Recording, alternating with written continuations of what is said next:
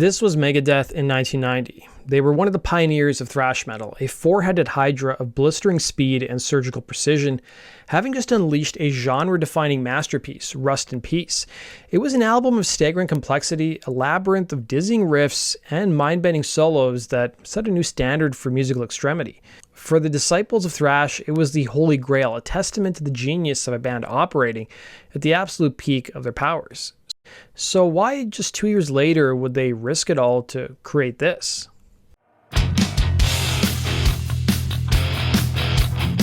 Before we get started with today's video, if you guys want to support my channel, be sure to hit the like and subscribe button. And I've been told from a lot of my subscribers that they find themselves unsubscribed from my channel, or they don't see my new videos pop up. So make sure you turn on all notifications.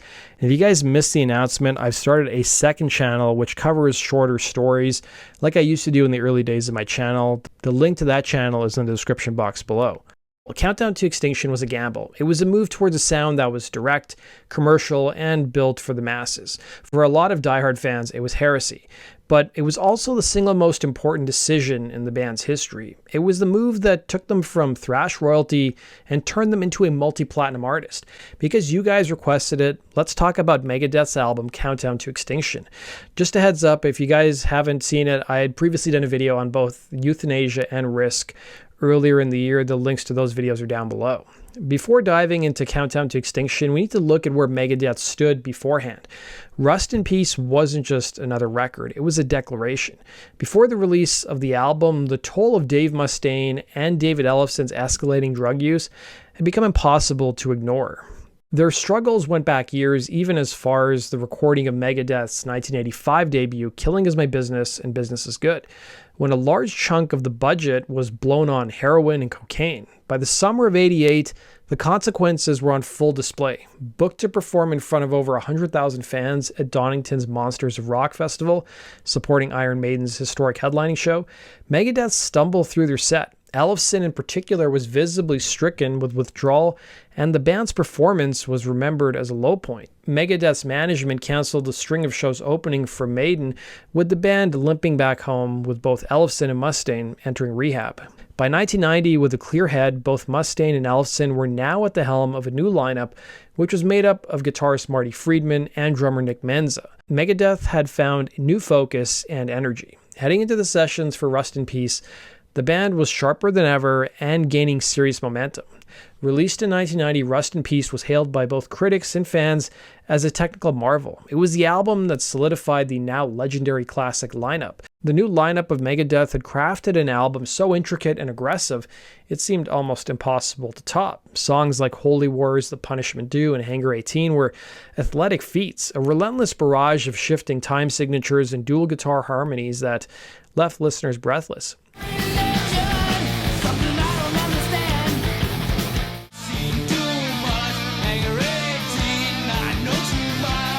A few days before their fourth album hit shelves, Megadeth launched into an ambitious European arena tour alongside longtime friend Slayer, with Testament and Suicidal Tendencies rounding out the bill. The 3-week trek, dubbed the Clash of the Titans, proved to be a huge success, giving all four bands an early glimpse of big league fame. Ellefson recalled to Louder Sound, Clash of the Titans was very strategic for Megadeth. It was the stepping stone that took us from being a disheveled, broken down, drugged out shell of a Megadeth in 1988, 1989 into the band that could fill arenas on our own. Rust was our first record with clear minds and clear ambitions. The timing of this change was also influenced by the seismic shift that the music world was going to go through in 1991. In August of that year, Megadeth's chief rivals, Metallica, released their self-titled or Black album, a record that stripped away their thrash roots for a heavier, groovier, and vastly more commercial sound.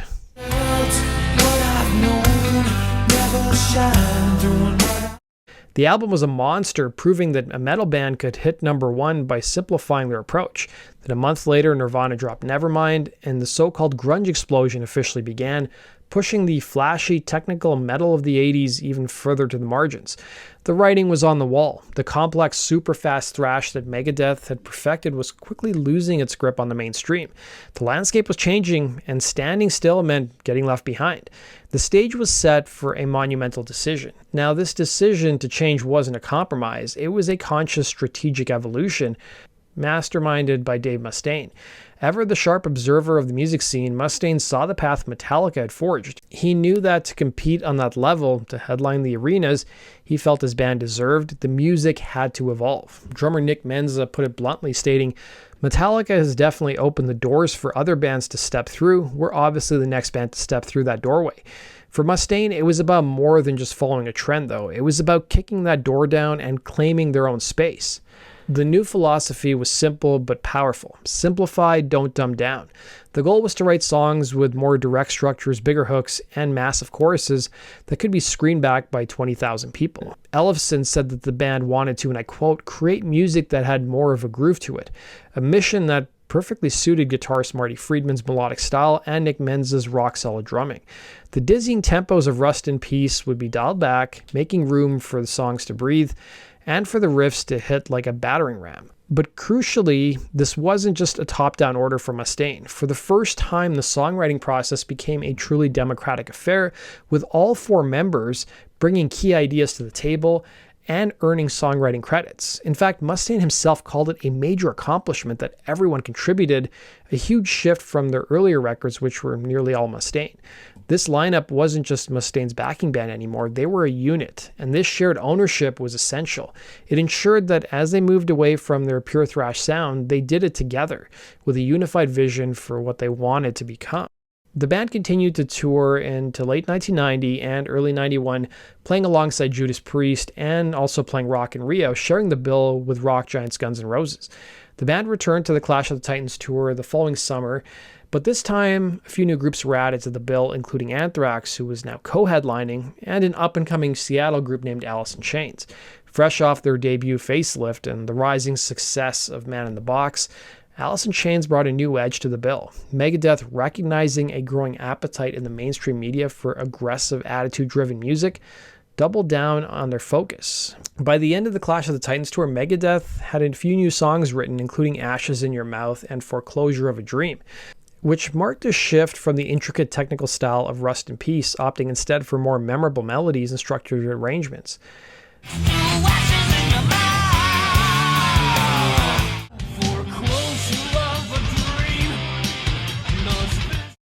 Not only did Countdown to Extinction give Megadeth room to push boundaries within metal, it also helped Dave Mustaine gain far more trust in his own singing.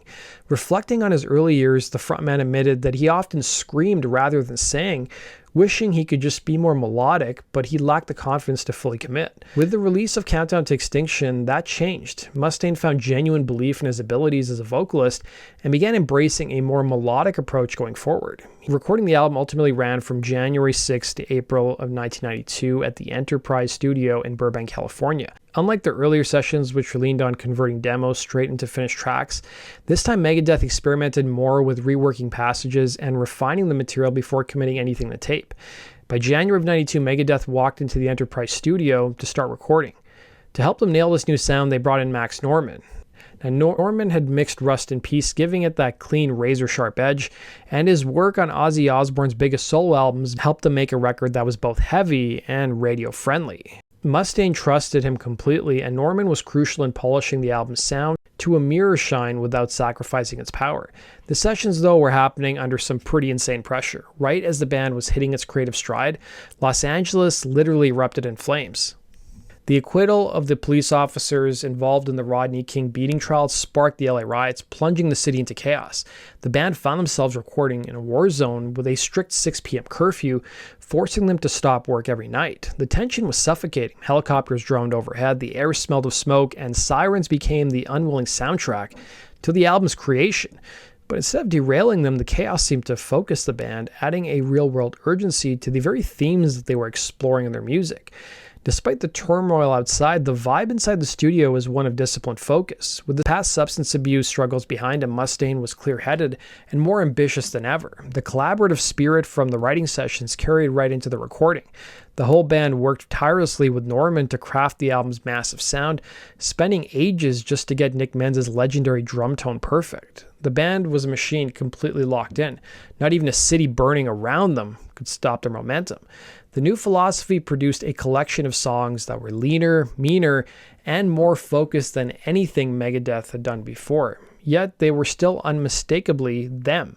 This wasn't selling out, it was sharpening the blade. The new sound, forged in the middle of a city on fire, was ready. The riffs were loaded, the hooks were sharpened, and the countdown was about to begin. Consider Symphony of Destruction, the album's lead single, where the unforgettable main riff showcases just how effective raw, stripped-down heaviness can be. It's a descending chromatic line, sinister and impossible to forget. It's a riff built not for the mosh pit, but for the stadium, a primal stomp that demands to be played loud. Lyrically, it was a scathing critique of political puppet masters, a classic Mustaine theme, but delivered in a package that was irresistible to rock radio. The song peaked at number 29 on the mainstream rock tracks chart and was a crossover hit, peaking at number 71 on the Hot 100.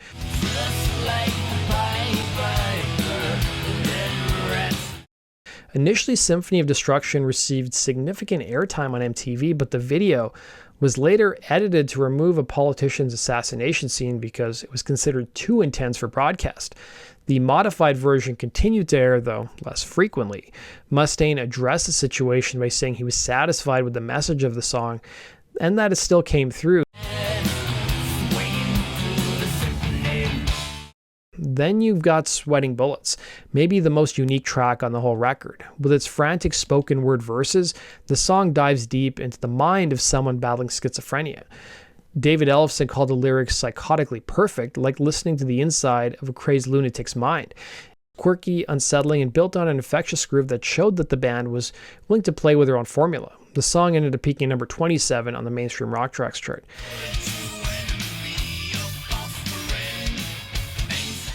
The album's title track was another bold statement. This time it was about environmentalism and the ugly business of canned trophy hunting. The idea came to drummer Nick Menza, who brought in a Time magazine article about endangered species. Mustaine ran with the concept, writing lyrics that condemned animal cruelty, while also serving as a metaphor for humanity's own self-destructive nature. And it wasn't just fans who noticed. For their efforts, the band received the Genesis Award from the Humane Society for raising awareness about animal rights issues. Even on faster tracks like Skin in My Teeth, which tackles the grim subject of people unaliving themselves, the new approach was clear. The song explodes with old-school thrash energy, but it's anchored by a massive shout-along chorus that bridges the gap between their past and future. While it didn't chart in the States, it did in Ireland and the UK at number 11 and 13.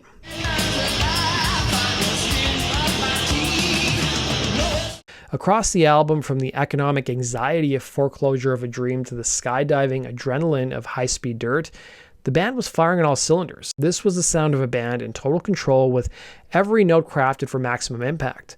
On July 14, 1992, Megadeth released Countdown to Extinction. The reaction was immediate and explosive.